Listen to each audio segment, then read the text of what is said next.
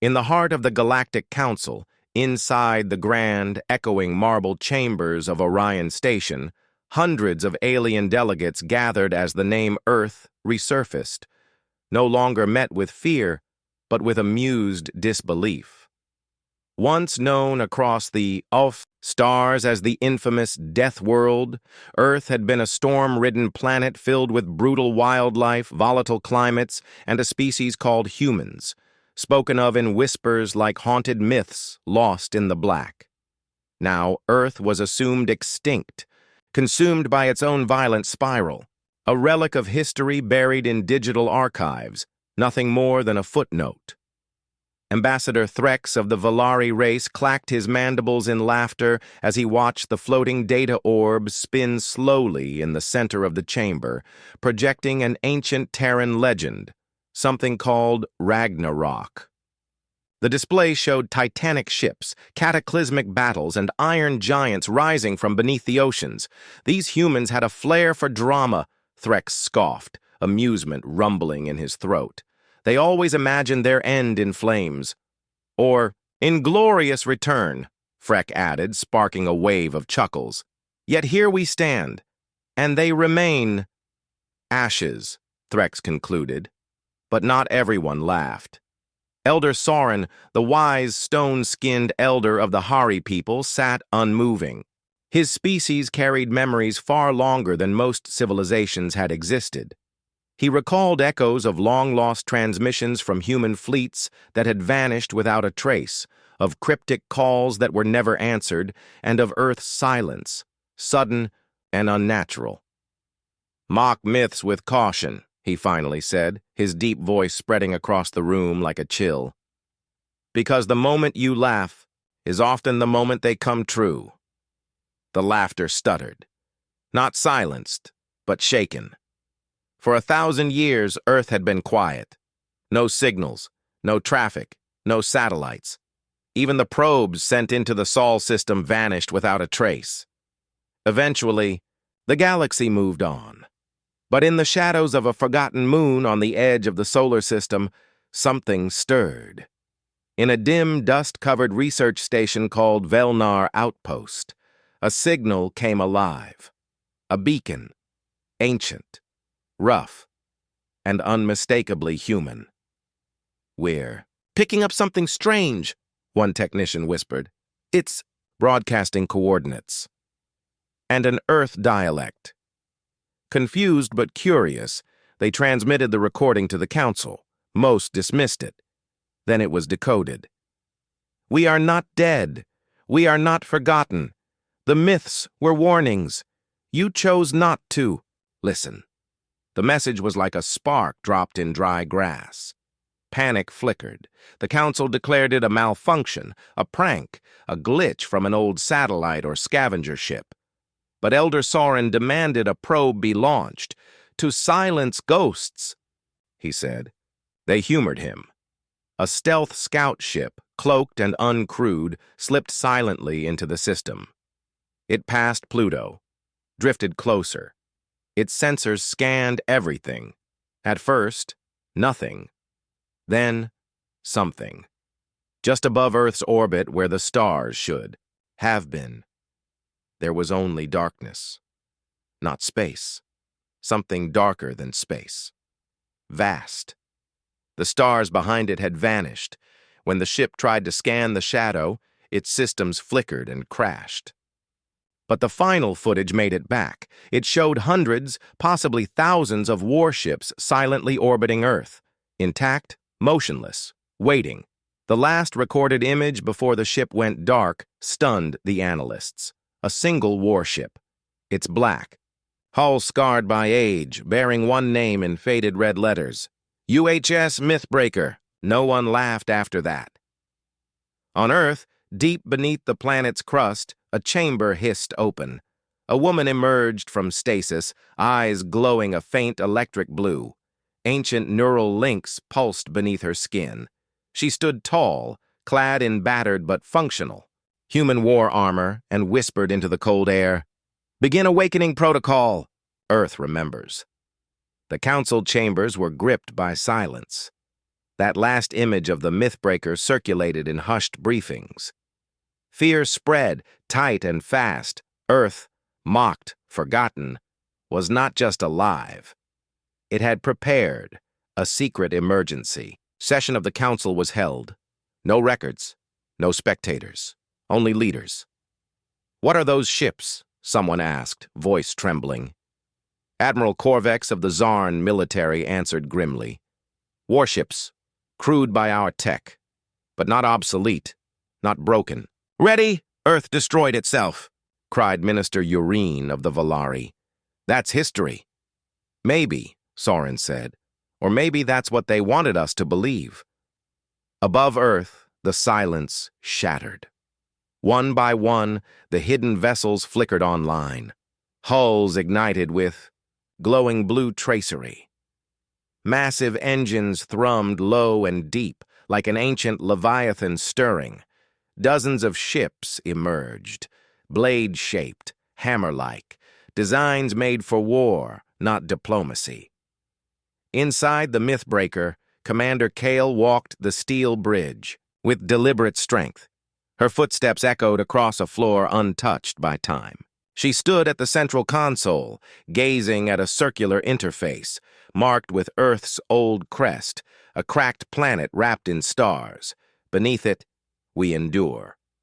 Kale pressed her hand to the command node. "Activate fleet consciousness. Wake them, all."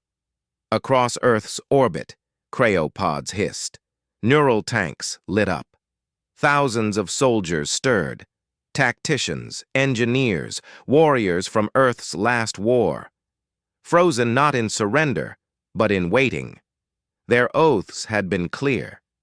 If Earth fell, they would sleep, until it was time to rise. And now, they rose. Back on Orion Station, another alert chimed in. A trade ship near Jupiter had detected movement in the asteroid belt. Massive shifts. Rock formations lifted to reveal hangars built into asteroids. Analysis confirmed them. Old Earth military codes, hidden for centuries, now opening. "We must prepare for conflict," Admiral Korvex declared. "No," cried a peace envoy. "We don't know their intent." "They sent no threats," another added. "Just a message." Soren stood again, pale, cold, a quiet dread in his eyes. "They don't need to threaten us. We laughed at their myths." But they remembered everyone. Back on Earth, cities long hidden beneath global camouflage began to shimmer into visibility.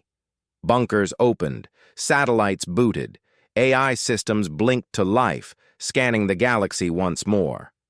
Inside a command center, a voice echoed from the systems. "Fleet awakening 34%, war readiness on standby." Commander Kale stood silently, watching her people wake. One by one, they returned, not just to defend, but to make the stars remember. The Mythbreaker moved, leading the fleet beyond Earth's orbit. They did not cloak. They made no attempt to hide. They flew in formation. Hunter's path. Kale gave her first command. "Deploy the scouts. I want eyes on every council system." "Yes, Commander." From the hangars, human stealth drones launched into space like shadows. No lights, no sound, barely a signal trail. These were Earth's last secret weapons, unseen, unstoppable, entirely AI-controlled. Near the outer edge of the solar system, a minor council fleet had already arrived to observe Earth. These ships were small, meant for patrol, not war, but their captains were proud. They believed humans were just making noise. That belief ended quickly. One patrol ship lost power, then another. Within seconds, the entire fleet went dark. No engines, no weapons, no comms. A message blinked onto their screens. "You are too close. Turn back now. This is your only warning." The council fleet turned, not out of choice, but out of fear. Back in the galactic core, fear spread. Species that had long ignored Earth reopened old files, reports buried, marked myth or legend. One stood out. A scout named Breath, 200 years ago, had reported seeing a human ship floating near a black hole. Everyone laughed then. They said he was drunk. Now they were listening. Breath had written, "The ship didn't just survive the black hole's pull. It hovered, like it was studying the gravity." Elder Sauron of the Orolith had studied human myths more than most. He once thought the stories were exaggerated, but after what he'd seen, he wasn't so sure. "Do not provoke them," he warned. "Humans do not bluff. If they say they are ready, they are." On Earth, deep underground in a war chamber, Commander Kale stood before a glowing map of the galaxy. Red markers blinked everywhere. Council fleets, trade routes, energy readings. She pointed to a dot just beyond Mars. "That fleet is too close," she said. "They know better, but they're testing us." "What do we do?" asked her tactical. Officer Kale didn't blink. "We make the first move." Near Mars, the enemy patrol scanned quietly. Nothing moved. No ships on radar. Too quiet. Then the stars shifted. Not really. 5 human ships had uncloaked, silent, massive, glowing with ancient energy. A voice echoed across all frequencies. "Leave, or be removed." The patrol didn't move, so the humans did. No weapons fired, yet all patrol ships were disabled. Engines melted, systems crashed. No one died. It was a message. Humans could destroy without killing, but if they needed to, they would. Commander Kale reviewed the data. "No casualties. Good." She turned to a camera. "Make sure the council understands something." She leaned in. "We were silent for generations. You laughed. You forgot. But now we are awake. And this time, we strike first." Far across the stars, in the high halls of the Galactic Council, fear had taken root. Rich or powerful, it didn't matter. Every eye now watched Earth. Humans had disabled a fleet near Mars without a single shot. No one understood the technology. Not even the most advanced species. Worse, Earth let the enemy live. It wasn't mercy. It was a warning. Elder Sauron of the Traven, his skin like silver scales, stood before the council. "We must act now. Earth is dangerous. Send our main fleet. Shut them down before they grow stronger," the chamber murmured. "They were silent for centuries," said Elder Sauron. "They didn't strike first. We poked the nest. Now the swarm has come." Admiral Corvex growled. "We need eyes on them now." The council agreed to one plan. Send their finest stealth vessel, the Whisperer's Talon. Invisible. Silent. Never failed. Until now. Far above Earth, Commander Kale was already watching. Earth had rebuilt its surveillance in silence. Drones, quantum satellites, hidden networks behind the moon, in asteroids, even in distorted space. As soon as the Whisperer's Talon entered the system, Earth's AI detected it. "Unknown vessel approaching. Stealth mode." The AI announced calmly. Kale didn't blink. "Tag it.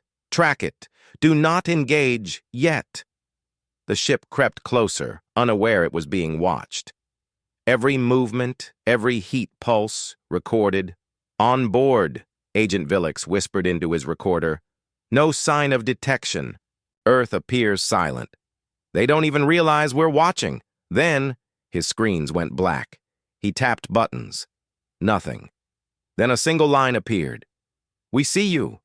The ship shut down. Engines, lights, even air filters. Only emergency systems remained. Earth spoke again. "You came in silence, but you will return in fear." The Whisperer's Talon drifted back to Council space, untouched. Earth didn't even need to escort it. The message was clear. Commander Kale stood at her command table. "Let them go," she said. "Fear spreads, faster than war.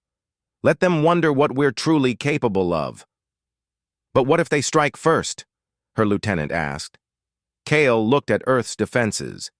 Ancient warships reactivated, hidden ground bases, charged orbital cannons. They won't. Across the galaxy, stories began to spread of Earth's forgotten past. One tale told of Valkyus, when 3 empires invaded a human colony and were repelled by a single Earth ship. Another spoke of the Titan protocols, machines so advanced even humans feared activating them, once considered myths. Now, maybe not. Back on Earth, Commander Kale activated a fleet-wide broadcast. Across hundreds of systems, human ships came online. We were born from fire, a death world, storms, quakes, hunger, war. You thought we vanished. You were wrong. We watched. We waited. Now, we move. The Galactic Council splintered. Some called for war, others for peace. A few feared to even speak Earth's name. And then, a message arrived from Earth. Not a threat, not a warning, an invitation. To those who remember, honor. To those who seek peace, or who wish to avoid extinction, speak with us. The choice is yours. Earth is no longer silent. In a quiet corner of the galaxy, far from the chaos, an old warrior stood beneath the stars. He was not human, tall, green-scaled, a Varn. Long ago, the Varn had fought beside humans. Most had forgotten. Elder Jakar had not. He remembered human, ships cutting through black space like thunder. He remembered a single Earth ship holding the line against an entire armada. And he remembered a promise from a human captain who vanished long ago. We'll disappear when we're no longer needed. But if the stars ever forget fear, we'll return. Now the stars were afraid again. The Varnak world was peaceful, no longer trained for war. But when the humans returned, when their ships appeared across impossible systems, Jakar's old heart stirred. He entered the Hall of Ancients and activated a beacon that had been dark for 300 years. Its light rose. Skyward, blue, the humans would understand. Commander Kale watched the signal blink on her fleet map. Her second officer, Lara, tilted her head. The Varnak? I thought they turned their backs on us. Kale smiled faintly. No, they just waited. Meanwhile, the council had fractured further. Some, like the Zorith, the Halen, and the Bani, wanted to flee. They had seen what happened to the Whisperer's Talon, and they knew Earth had returned.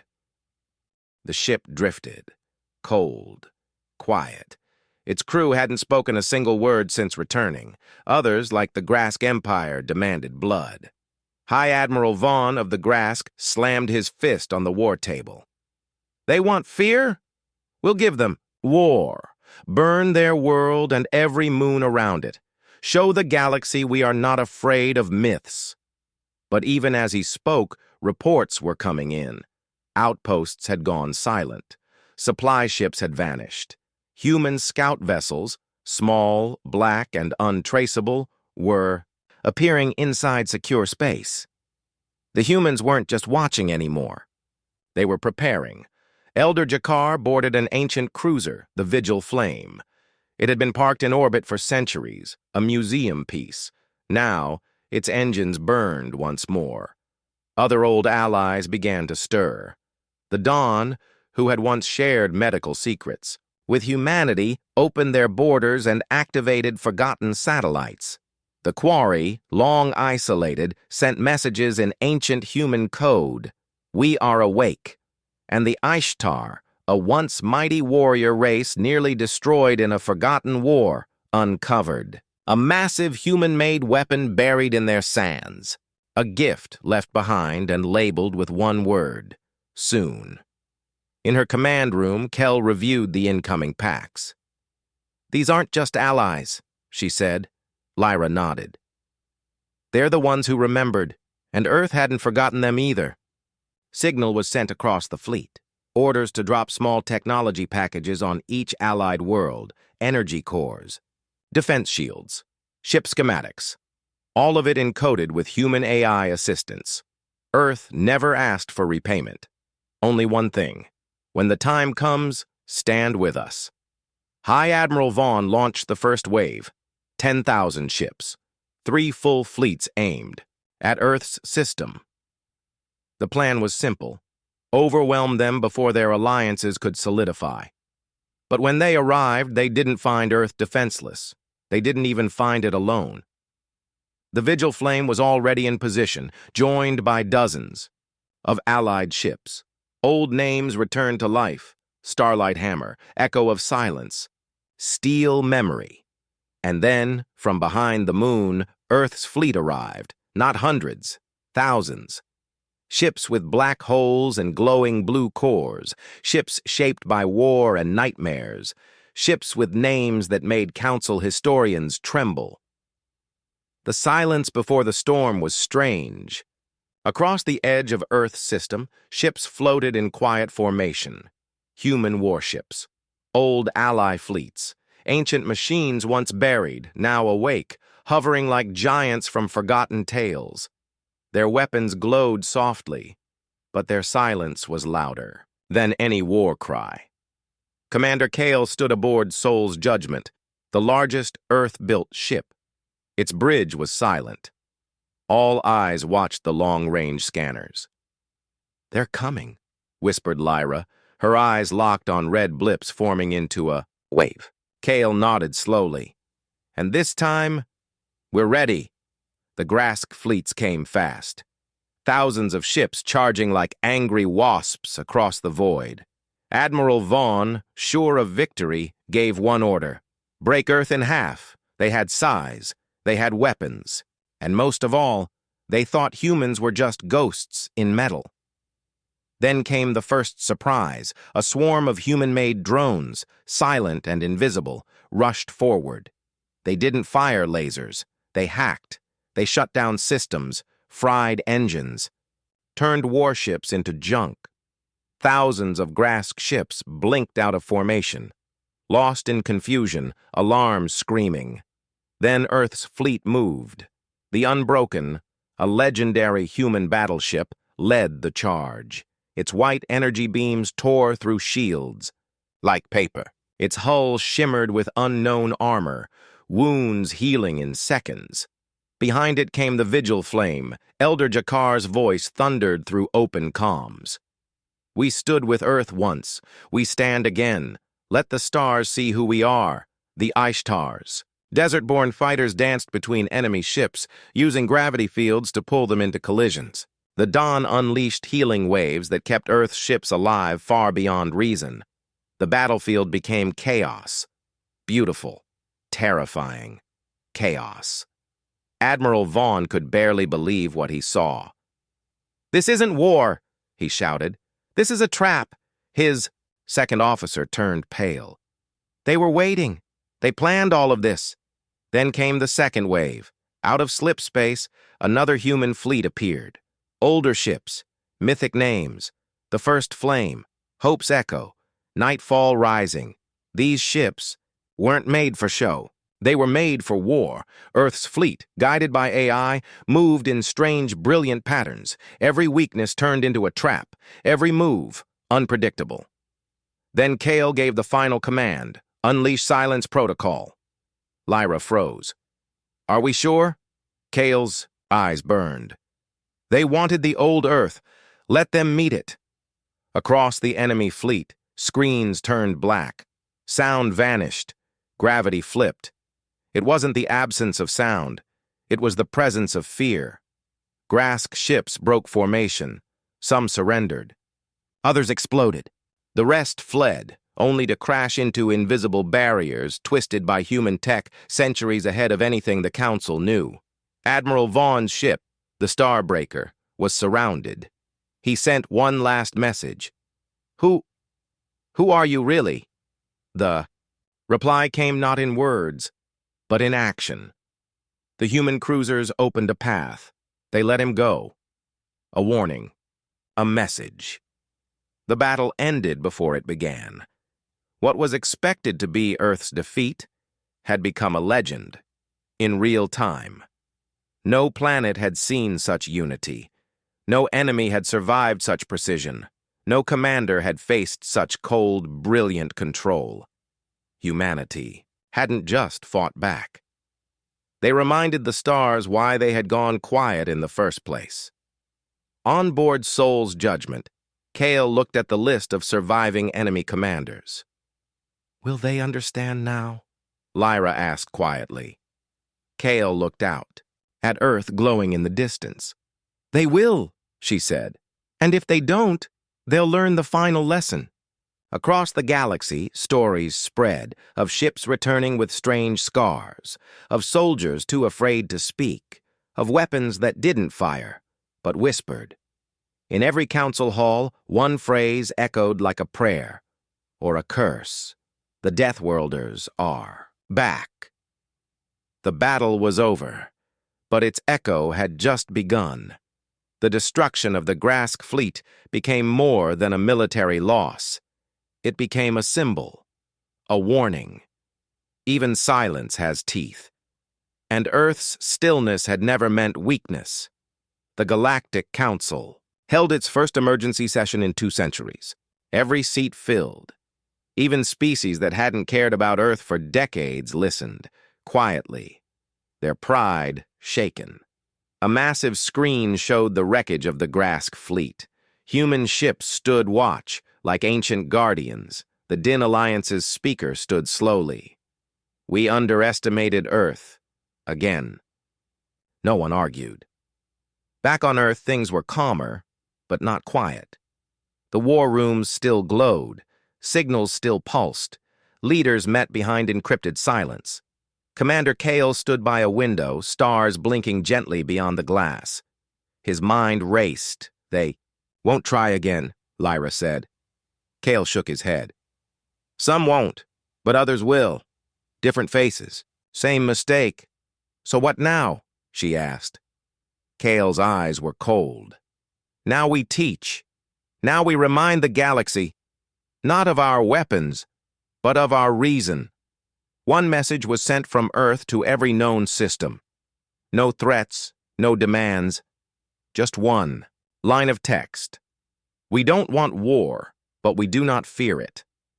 It was signed not by a nation, but by a new symbol, an old Earth flag, merged with the crests of its allies, human and alien alike, and for the first time in a long time, the galaxy paused. Not from fear, but from thought. In the outer colonies, children asked different questions. Why did we fear them before? Why did they stop fighting? Why did we push them again? Old veterans wept as they saw the ships return. They remembered humans smiling before battle, crying after it, always trying peace first until they had no choice. Now the stories were told again, and this time, people listened. In the shadows, darker forces rethought their plans. Pirate kings canceled raids, mercenary groups changed contracts. Black market dealers stopped selling human blueprints. It was no longer just about power. It was about respect, about fear. One dealer said it best. "You don't pick a fight with ghosts who came back stronger." But not everyone wanted peace. Some ancient empires burned with anger. They prepared for war again, but their spies returned with new reports of weapons that moved without pilots, of fleets hidden in asteroid belts, of something waking beneath Mars. Even the boldest paused, because Earth hadn't just fought back. They had planned ahead. Commander Kale stood beside an ancient wall etched with names of the lost. He spoke to a small group of soldiers and scholars. "This isn't about revenge. This isn't about glory." He placed his hand on the wall. "This is about memory, about survival, about never being forgotten again." A new monument was unveiled to those who tried peace first. The galaxy saw it, and it understood. Earth wasn't a savage planet of monsters. It was a home of warriors who preferred silence until silence was no longer safe. From that day forward, Earth no longer stood alone. Allies returned, Enemies kept their distance, and the stars, once filled with laughter at humanity's expense, now carried a new sound. Not silence, not fear, but respect. Because the galaxy had finally listened, and it would never forget again the day the Deathworlders spoke.